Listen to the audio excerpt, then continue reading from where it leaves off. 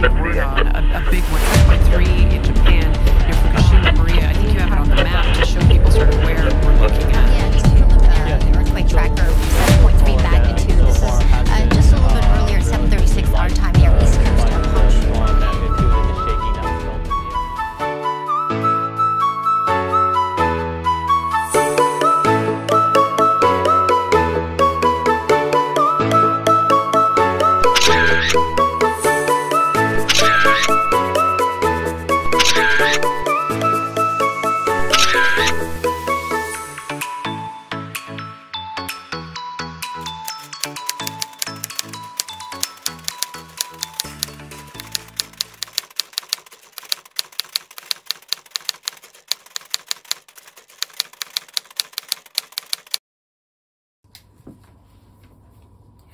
Hi, welcome to my YouTube channel, and today is another day, another vlog, and another blessing again. And today's video is about doon sa nangyari kagabi na nagka-earthquake kahapon. So ito, lahat tong mga halaman ko is nagbaksakan siya, and ito mabuti na lang at ibinaba ko siya. Talagang ganyan talaga siya o ganyan talaga siya. And sa dami kong mga halaman is pinagtatanggal ko yung mga halaman ko. Ito is ibinaba ko dyan kasi nga naglindulan. And yung mga halaman ko dito sa baba is tinanggal ko na. Wala na akong mga halaman dito kasi natatakot ako.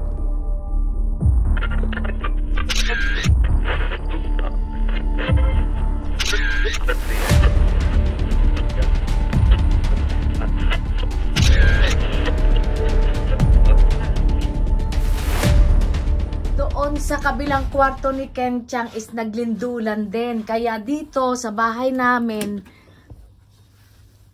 ito lahat yan nagbaksakan yan at nilinis ko yan kanina kaya ako'y pagod na pagod. And meron kasi ka ako nito na kapag nagka-tsunami is magagamit ko ito. Kung ano man mangyari is magagamit ko to. Kaya just ko ni nervous talaga ako kahapon. And then, yung mga halaman ko dito, ipinagtatabi ko muna at baka siya magka-tsunami agad and ready to go ako. Tinanggal ko muna siya dyan kasi nga baka hindi mo kasi masabi. Ay, ang dami-dami ko talagang halaman, kaya siya nakalagay pa siya sa tubig, itinanggal-tanggal ko siya. Diyan ka muna, sabi ko, kasi baka mamay maglindulan na naman siya. Ah, grabe kahapon talaga. Tinan mo, baksakan pa yung mga camera ko, oh. Kakainis, ang lakas ng lindol. Tas ang dami rin talagang nabasag na. Wait nga lang.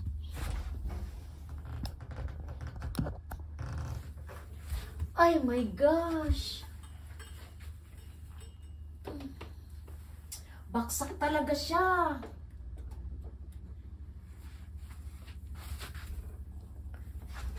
Tapos yung mga halaman ko yung kalat-kalat talaga siya kanina. Nabasa siya o basa yan. O nabasa. Kasi nga, Diyos ko, hindi ko akalain na, alam mo yon, hindi ko akalain na mabuti na lang yung mga, yan, nilagay ko na isa sa baba, yung mga wine ko, para hindi na siya, ito rin, nilagay ko kahapon sa baba. And ito, kasi, kapag lumindol siya, nilagyan ni Papsing ng, ayan, ganyan siya, o para hindi siya yung gumalaw. And yan, kahapon, yung mga, pinabasag lang ilang dyan, konti lang. Yung mga wine glass ko, pinagtatanggal ko, talagang panic na panic ako kagabi kasi talagang hindi ko alam kung anong mangyayari talaga sa amin.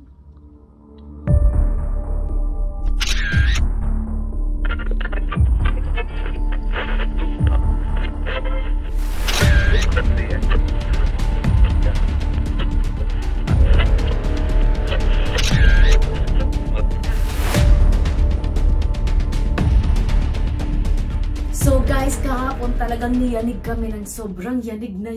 Alam mo yung talagang, Diyos ko, ito na naman po baga.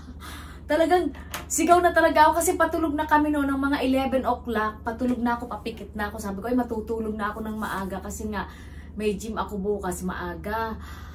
So alam mo yung una, ano lang siya, yung talagang ganyan lang siya, yung yan, ganyan lang siya, ganyan lang siya. Hindi pa sila nagtatauban, hindi pa nagtatauban yung mga, hindi ko kasi na ano, kasi talagang panik na ako kagabi. Basta ang binitbit ko lang is yung bag ko, passport ko, yung credit card ko, yung mga alahas ko, hindi ko na nga naisip, talagang nagbaksakan na sila yung, ayan, nagbaksakan, pinulot ko na lang yan kanina, talagang napagod ako ngayon ng kalilinis. Kaya yung iba kong halaman na nasa mga tubig, ibinaba ko. Alam mo, habang naglilimdulan yung, Kenshin! Sigaw ako, Kenshin! Sabi ko, Papsing, baba. Tulog na sila. Ako lang talaga yung natutulog ng late, mga 11 o'clock. Mga 10 o'clock kasi tulog na sila eh. Si Kenchang, gising pa si Kenchang at naglalaro pa siya ng game kahapon. Kasi pag natutulog kami dito is 8 o'clock, talagang akyata na kami sa itaas. So ngayon, nung mga 11 o'clock na, sabi ko papikit na ako, biglang, alam mo yun, yung biglang ganyan lang siya. Okay, sabi ko okay, hindi naman to magtatagal ng ganun. Di tumigil. Sabi ko, nakahinga ako ng malalim, mamaya-maya, eto na naman. Ganun na siya, talagang gumaganyan na ako, balikwas ako sa kama. Tapos baba agad ako kasi nga ang dami ko talagang halaman sa baba. Yung pinakita ko kanina sa inyo, di ba? Ang dami kong halaman na nasa tubig talaga siya. Tapos yung iba pa is andyan pa. Ayan yung mga, ito yung mga halaman ko dyan. Nakalagay yan. Yan. Ang dami talaga. Tapos meron pa rin, alam mo yung tinanggal ko talaga siya doon, oh. Yung mga halaman ko dito. Tinanggal ko siya dyan. And pagkatapos nun, ang akala ko tapos na, hindi pa talaga, inabot talaga kami kasi kami ang sa main talaga kami dito sa Ibaraki, inabot kami ng 5. Sa iba inabot kami ng 6. Dito sa place namin inabot kami ng 6. Tapos dun sa ibang place is intensity sila ng 7.5. So, tumawag si Mitsuki kahapon. Sabi niya, tawag daw siya ng tawag sa amin. Walang sumasagot. And then, sa Tokyo is mga patay din yung mga ilaw nila doon sa Tokyo. Kasi nga, sobrang lakas. Talagang mayayanig ka. At saka, alam mo yung nagkapobya ako, hindi ko talaga, hanggang ngayon nangangatal-ngatal pa ang kamay ko. Tapos ang kanina naliligo ako, sabi ko baka mamaya dumating na naman yung lindol. Dali-dali talaga akong naliligo kasi matagal ako sa bathtub eh. Kaya ngayon, ang ginagawa ko na lang ngayon is talagang inaano ko na lang yung sarili ko para, alam mo yun, makatulog ako ng maganda. And isa pa is yung, hindi ko kasi maipakita sa inyo kasi andi dito lang kami talaga, ang lapit-lapit ko talaga sa dagat. Tapos kapag nagputukan pa doon yung mga nukreal, yung mga sumasabog kasi yon, apektado kami. Kaya ang ginagawa ko na lang is, ayoko na kasing bumalik pa yung dating 2011, talagang totally walang ilaw, walang tubig, walang pagkain. And lahat kami dito is talagang takot na takot kami dahil ang lapit-lapit ko nga sa dagat. At alam mo yun, yung nanimbalik na bumalik sa akin yung alaala noon na talagang, alam mo yung gumigiring ka talaga eh. Pagbaba ko nga kahapon, gumegewang-gewang nga ako, tsaka talagang sobrang lakas. Alam mo yung mga glass wine ko, marami kasing nabasag doon kahapon. Ngayon talagang pagod na pagod ako. Ang hirap magpunas ng sahig kasi nga nabasa siya lahat. and alam mo yun, nag-ipon ako ng maraming tubig sa aming bathtub para kung walaan man ng tubig, meron kaming tubig. At saka, alam mo yun, yung sobrang hindi ko mawari. Hindi ko Ang hirap, Diyos ko, alam mo, bumababa ako dito, talagang gumaganyan-ganyan ako kahapon. Talagang sabi ko, Diyos ko po, talagang baba ako, tapos ayaw pa nila magsigising. Sabi ko, hoy, gising na kayo!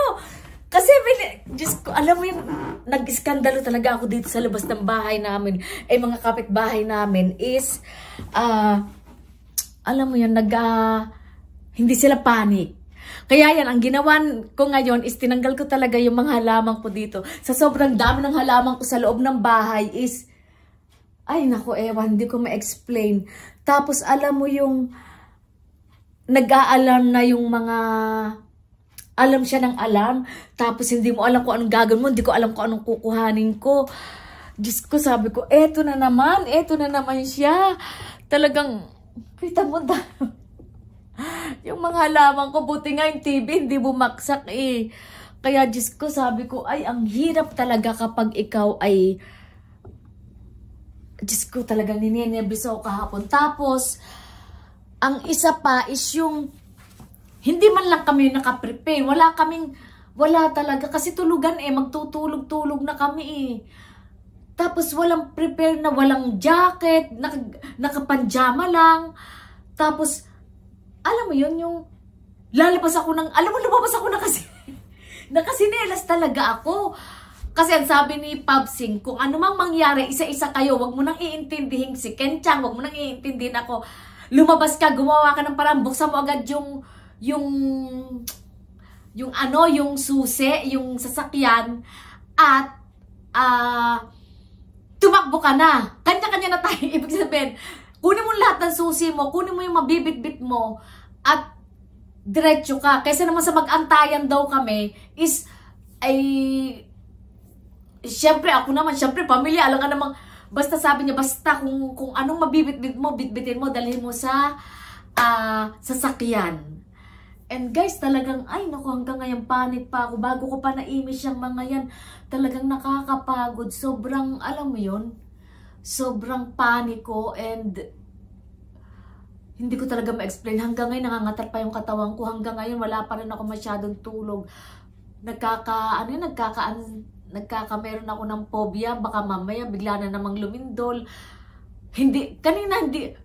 Baka mamaya nagluluto ako, wala pa si Pabsing, wala pa si Kenchang. Nagluluto ako, bigla na lang naglindulan. Hindi mo sabi ng mga announcer sa TV, hindi mo alam kung kailan ka aatakihin ng ganong kauli yung intensity na inabot kami ng 9 intensity before 2011. And kagagawa lang ng bahay namin ng 2011, ang dami na niya mga crack-crack.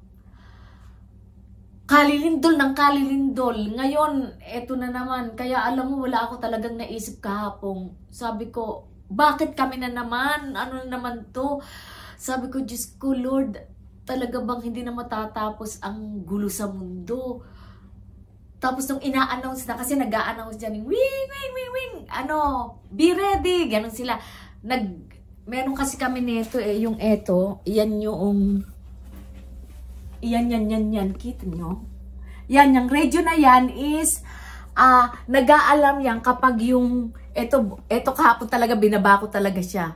Kasi, ang cute-cute kasi niyan, baka masira, baka pumutok. Bumaksak. Nag-a-announce yun na,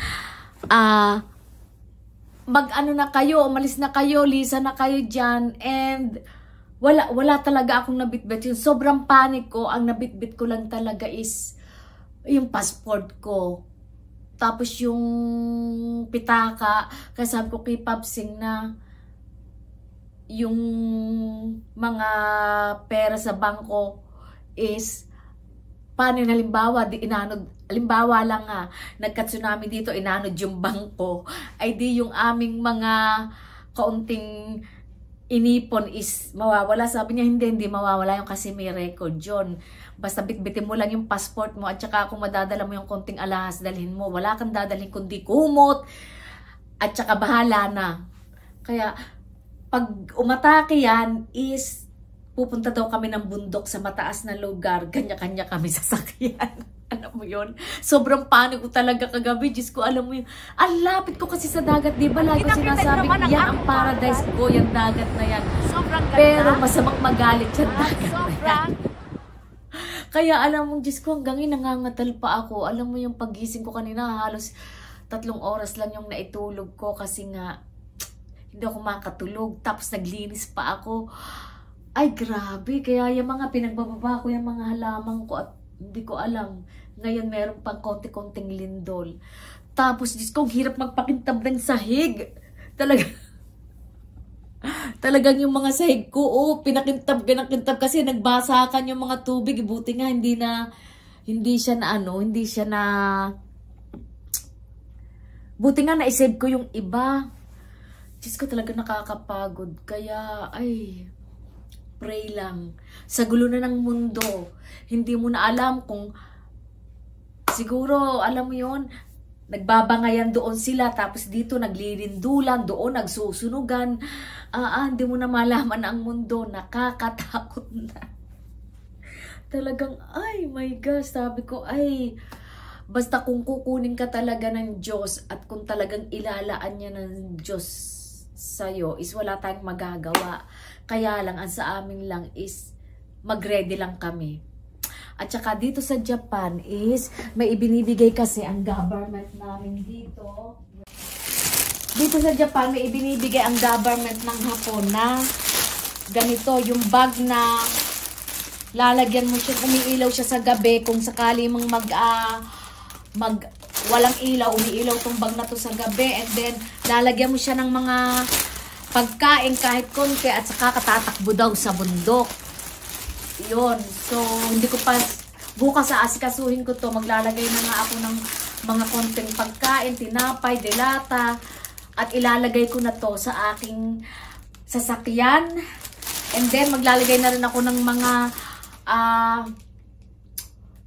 mga tubig, mga pet bottle na tubig.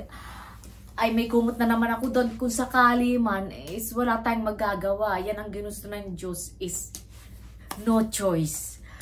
Kaya guys, pag-pray nyo na lang ako at saka talagang, grabe, nakakatakot. Wala talaga akong masabi. Hanggang ngayon, nasyak pa ako. Hanggang ngayon, parang nanimbalik sa amin yung, alam mo, nanimbalik sa akin yung dating noong 2011 na talagang, Diyos ko, talagang hindi ka makapasok dito sa bahay. Alam mo kung saan ako umiihi? Sa labas. Doon kami natulog mag-anak sa loob ng sasakyan ko kasi nga nakakatakot umakyat dito sa bahay.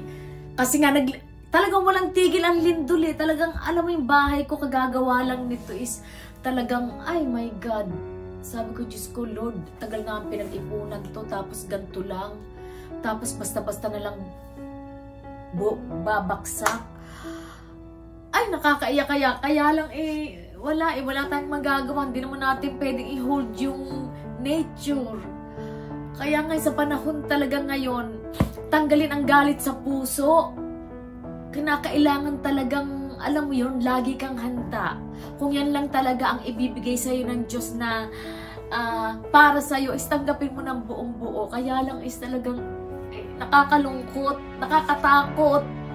Andyan yung kaba mo, andyan yung, Diyos ko, baka mamaya natutulog kami, inaanod na pala yung bahay namin. Alam mo yung mga ganun talaga. Pumapasok, di kaya hindi nga kami mamamatay sa coronavirus. Mamamatay ka naman talaga dito sa takot. Tsaka alam mo yung, hindi ka makatulog. Isang galaw lang, lagi akong balikwas. Sabi ko nga kay Papsing, ako, hindi tayo mamamatay sa coronavirus mamamatay tayo sa lindol, mamamatay tayo sa tsunami dito Kaya alam mo yung sobrang takot, hanggang ngayon ninenervous pa ako. Alam mo yung buong katawan ko nanginginig kagabi.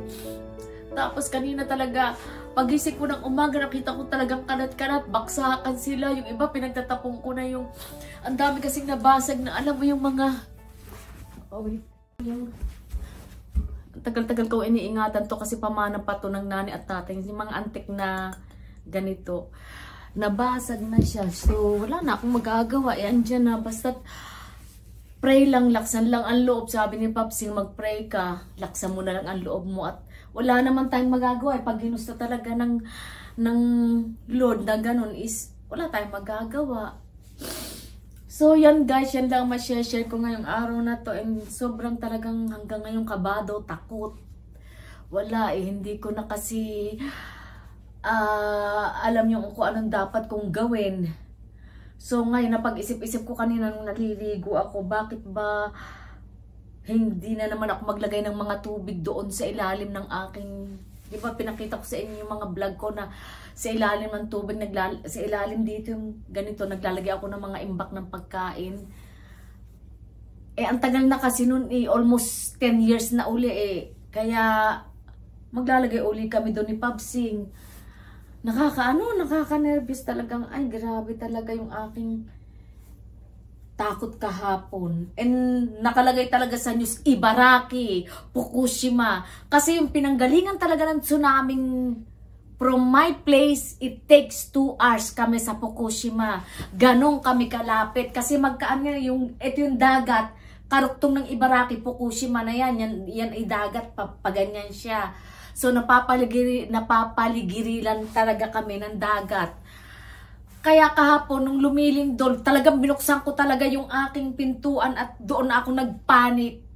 Talagang, sabi ko kung halimbawa, ano't ano man, naka-open na yung aking pintuan o dala ko na yung kagi ko, yung aking susi, alis na talaga kami. Eh, sina Papsing naman, nagsibabaan na lang, no, nagsisigaw na ako. Kasi tulog nga sila eh. Pero alam na ni Papsing na gumaganya, akala daw niya kung hindi naman ganun kagrabe. So, yun lang. And talagang, grabe. Nanginginig ang aking katawan hanggang ngayon. Tapos naliligo ako. Alam mo yung, hindi kasi, baka mamaya, magkalindulan na naman. Eh, di lalabas akong hubo. Kaya ang ginawa ko, habang ako'y naliligo, dali-dali talaga ako naligo. Isang lublub lang sa bathtub. Siguro mga 5 minutes, ahon na agad ako kasi baka mamay maglindol, sunod-sunod yan eh. Kasi pag naglindulan yan, may kasunod pa yan. Kung ganyan siya, meron pa siyang ganyan. Susunod, may ganyan pa siya. Kaya alam mo, nakalagay na doon yung underwear ko, lahat ng gagamitin ko.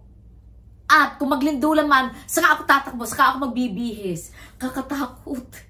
Hindi mo talaga alam mo anong oras. Kaya, naku, wala eh. Walang magagawa eh. Talagang, wala, no choice. Kaya, chill-chill lang. Sabi ni Papsing, ikay mag-iiyak man dyan, maglulundag ka man dyan. Wala tayong magagawa, kagustuhan niya ng Diyos. So, ngayon, alam mo na, at wag masyado daw panik. Kasi talagang pag panik ka, talagang wala kang madadala. Kahapon talaga wala akong nadala kundi passport ko. Tapos takot na takot pa ako. Passport, hindi ko alam kung saan lalagay dito. O wala naman akong bulsa. Talagang passport lang ang dala ko. Sabi ni Papa, tingnan mo, dala mo yung passport mo, yung pitaka mo, hindi mo dala. Yung bag mo, hindi mo dala. Passport lang ang dala ko kasi yun ang ano ko, yun lang talaga. Ay nako, mawala na lahat, wag lang ang passport. Ay grabe. Ngayon, medyo nakakangiti-ngiti na talaga ako. Grabe talaga yung hindi ko masabi. Wala, no comment. Bago ko naayos yung mga yan, isa-isa. Bago ko napunasan yan, isa-isa. Kaya sabi ni Papa, huwag ka na kasi naglalagay ng halaman doon sa, dito sa ano. So, yan guys, talagang masisira ulo ko. Ayoko nang isipin pa uli. Okay guys, yan ang may share ko for today. And kung bago ka pa lang sa akin channel, please subscribe my YouTube channel and thumbs up if you like my video. And hit the bell button para updated kayo sa aking mga video. And updated po rin kayo kung anong nangyayari sa akin dito sa Japan.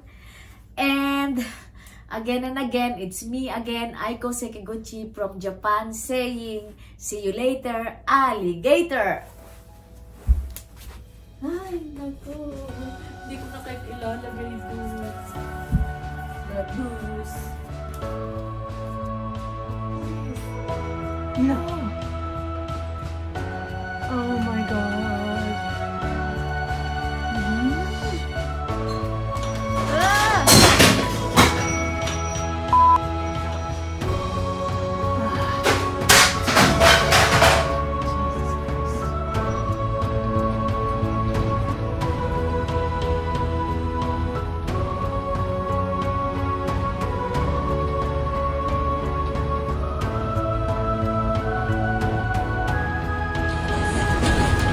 やばいやばいやばいやばいやばい